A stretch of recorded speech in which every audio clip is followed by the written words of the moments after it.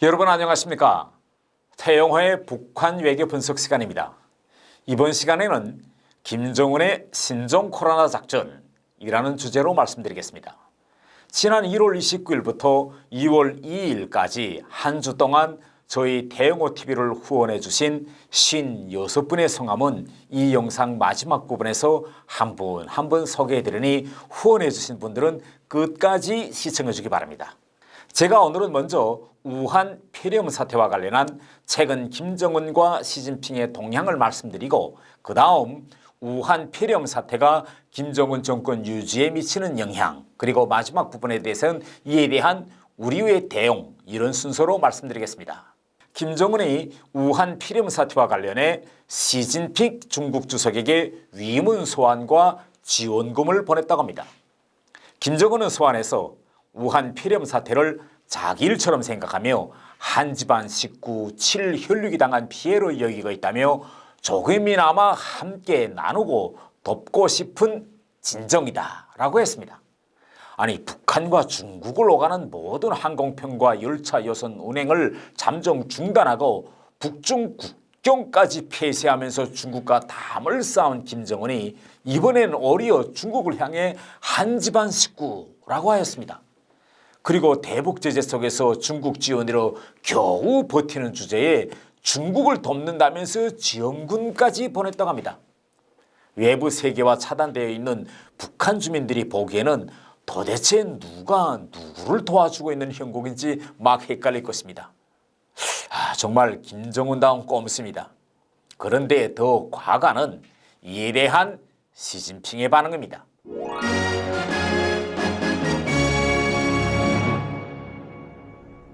本台消息，2月1号，朝鲜劳动党委员长金正恩向中共中央总书记习近平致亲属信，代表朝鲜党和人民就中国防控新型冠状病毒感染肺炎疫情表示诚挚慰问并提供支持。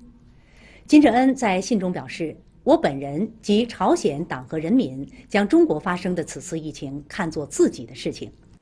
중국공산당 기관지 인민일보 2일자는 김정은의 위문 소환을 신문 1면에 보도하면서 이를 적극 부각시켰습니다. 푸틴 등 다른 나라 지도자들의 위로 메시지는 2면에 묶어서 처리하면서 김정은과 차별을 두었습니다. 이를 두고 언론들에서는 중국이 신종 코로나의 대규모 확산이라는 이런 재난 국면 속에서도 북한에 대해서만은 특별 우대를 한다. 그래서 향후 북한 비핵화 등 한반도 정세에서 주도권을 쥐겠다는 의도로 분석하였는데 저는 좀 다르게 보고 있습니다. 저는 이번 김정은과 시진핑이 호상관계가 김정은 정권이 이 우한 폐렴 사태 때문에 크게 흔들리고 있다는 것을 알 수 있다. 저는 이렇게 생각합니다.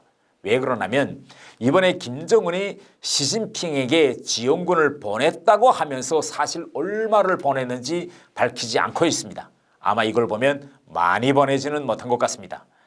김정은 본인도 버티기 어려운데 그리고 김정은의 금고가 하루하루 비워나는데 어디서 돈이 생겨서 시진핑에게 많이 보내겠습니까? 아마 적당히 상징적인 액수를 보냈을 것입니다. 그럼에도 불구하고 시진핑이 너무 대견해서 인민일보 1면에 크게 보도한 이유는 어디에 있을까요? 지난 수십 년 동안 중국은 북한이 핵실험 등 국제평화에 부정적인 영향을 미치는 행위에 대해서는 단호한 모습을 보이다가도 북한이 무너질 것 같으면 즉시 산소통을 가져다 살려놓는 관계, 즉 순망치한, 북한식으로 말하면 순치관계를 이어왔습니다. 한마디로 입술과 이 관계라는 뜻입니다. 시진핑이 김정은의 위문 소환과 지원금을 크게 떠드는 것은 김정은의 지원이 진짜 중국의 보탬이 되어서가 아니라 입술의 역할을 해야 할 북한이 우한 폐렴 때문에 존재 위기에 몰릴 수 있다라고 우려했기 때문입니다. 그러므로 이번 우한 폐렴 사태로 발등에 불이 떨어진 것은 시진핑이 아니라 김정은입니다. 그러면 왜 우한 폐렴 사태가 북한의 전망과 관련한 중대 위기로 다가갈까요? 김정은은 지난해 말 당 전원회의에서 자력갱생 정면 돌파전을 선언하고 새해부터 충격적인 행동으로 넘어갈 듯 위세를 떨었습니다. 그러던 김정은에게 우한 폐렴 사태는 전혀 예견치 못했던 악재가 되었습니다.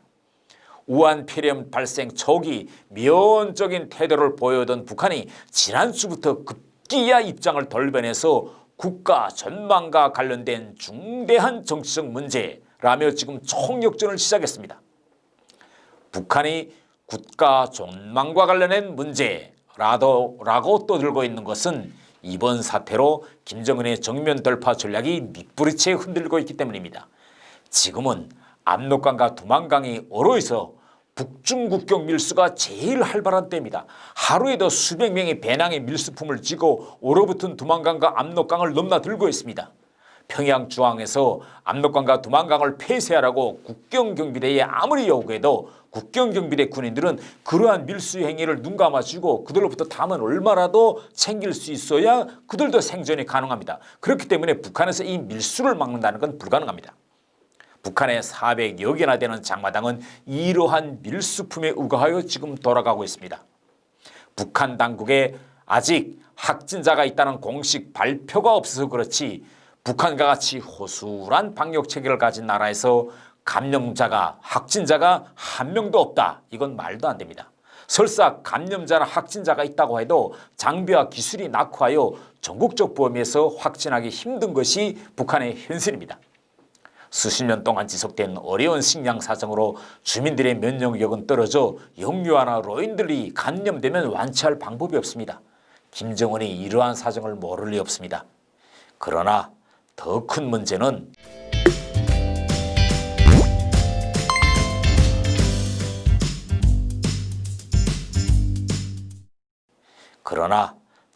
문제는 우한 폐렴이 북한 중심으로 침수하면 북한 체제를 바치고 있는 군대가 무너질 수 있다는 점입니다. 김정은과 시진핑이 공동으로 우려하고 있는 것은 바로 이 점입니다. 90년대 고난의 행군, 성군 정치 시대 때 영야 실조 현상이 제일 만연했던 것이 바로 한국과의 접경 지역인 휴전선 일대 전연지대 군단들이었습니다. 당시 북한 군 내 영양실조 현상이 오죽했으면 부모들이 군대에 입대한 자녀들에게 제발 강령실만 만나지 말라라고 당부할 정도였습니다.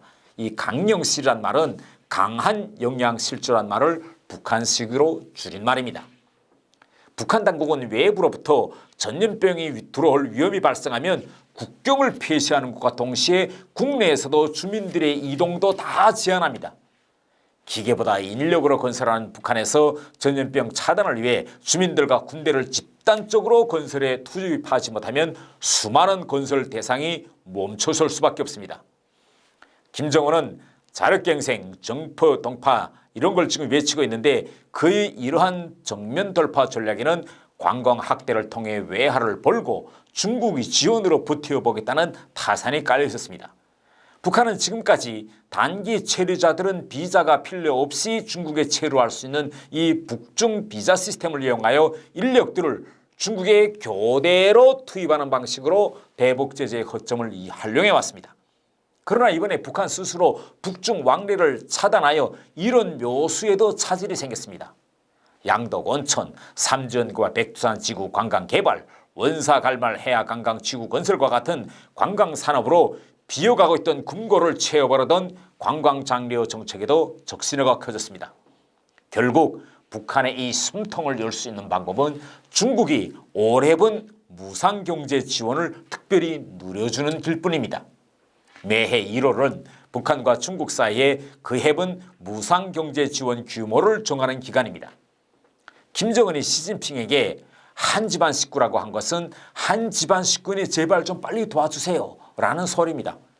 결국 쌀을 되로 주고 말로 받아오겠다는 이런 꼼수입니다.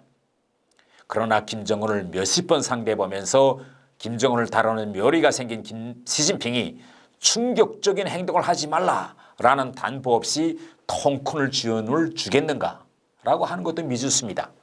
사실 지난해에 시진핑이 평양을 방문해 온 후 오히려 김정은의 단거리 미사일 발사 횟수는 훨씬 늘어나서 시진핑이 대단히 놀랐습니다. 아마 시진핑으로서는 이번에도 중국 때문에 북한에서 떼죽음이 나는 것을 방치할 수는 없을 겁니다. 그런데 또 막상 김정은이 달란 대로 크게 도와주자니 결국은 거저줄 수는 없고 빈명 충격적인 행동은 제발 하지 말라라고 담보를 받아내고 다시 김정은을 좀 억제하려고 할 이런 가능성도 있습니다. 만일 충격적인 행동을 하려는 김정은이 시진핑에게 다시 억제하기 싫으면 슬며시 남쪽으로 얼굴을 돌릴 수도 있습니다.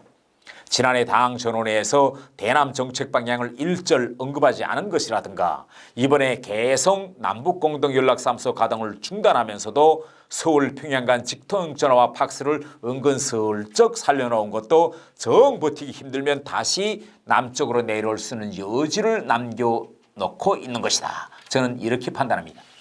우리가 이렇게 분석해보면 우한 폐렴 악재는 우리에게 한반도의 평화를 우리 의도대로 관리해 나갈 수 있는 기회로도 될 수 있습니다. 일단 김정은이 시진핑에게 먼저 도움을 요청해 놓은 상태이기 때문에 우리 정부는 이럴 때는 중국과 전략적 소통을 빨리 강화해서 중국이 북한에게 한반도 정세를 긴장시키지 않는 조건으로 북한의 우한 폐렴 사태 수습을 도와주겠다. 이렇게 하도록 우리가 강하게 중국에 요구해야 합니다. 우리가 중국과 외교를 잘하면 우한 폐렴 사태를 북한을 평화적으로 안정적으로 관리하는 데 활용할 수 있습니다. 지금 김정은은 중국의 도움으로 우한 폐렴 사태도 수습해보고 정면 돌파전도 한번 해보려고 하겠습니다. 이럴 때 김정은이 제일 두려워하고 있는 것은 대한민국의 자유민주주의 시스템과 우월한 의료복지 시스템이 북한 주민들에게 알려지는 것입니다. 그래서 이럴 때 우리 정부는 북한으로부터 공식 지원 요청이 없다고 해도 방역협력 제안을 먼저 발표하여 북한 주민들에게 한 집안 식구는 남과 북이라는 사실이 알려져야 합니다. 최근 외신 보도를 보면 북한이 간부들에게만 나누어줄 한국산 마스크를 긴급 구매해 들어갔다고 나오고 있습니다. 이럴 때 우리가 마스크 하나 없이 지금 무방비 상태에 놓여 있는 북한 주민들에게 먼저 다가가는 모습을 빨리 보여줘야 합니다. 일부분들은 야 김정은이 이럴 때 꽉 만나게 내버려 두자라고 생각하실 수 있는데 이렇다고 김정은은 죽지 않습니다. 애매한 불쌍한 북한 주민들만 떼죽음이 날 수 있습니다. 우리가 북한 주민들에게 먼저 다가가야 그래야 북한 주민들이 한 집안 식구는 중국이 아니라 남과 북이라고 생각하게 될 것입니다. 여러분 북한 주민들이 우리 한국에서 제공한 마스크를 쓰고 우한 폐렴 사태에서 살아났다라고 생각한다면 겉으로는 마스크를 공급해준 김정은 만세를 부르겠지만 속으로는 이 마스크를 직접 준 우리 대한민국 주민들에게 얼마나 고마워하겠습니까? 우리가 먼저 선방을 날리지 않으려면 우한 폐렴 사태의 장본인인 중국이 오히려 최대 수혜자가 될 수 있습니다. 이번 우한 폐렴 사태에서 나타났지 공산국가들은 모든 문제를 일단 감추려 하기 때문에 사태를 더욱 키운 측면이 있습니다. 김정은도 북한의 우한 폐렴 실태를 있는 그대로 빨리 공개하고 우리 한국과 주변 국가들에게 도움을 공개적으로 요청해야 합니다.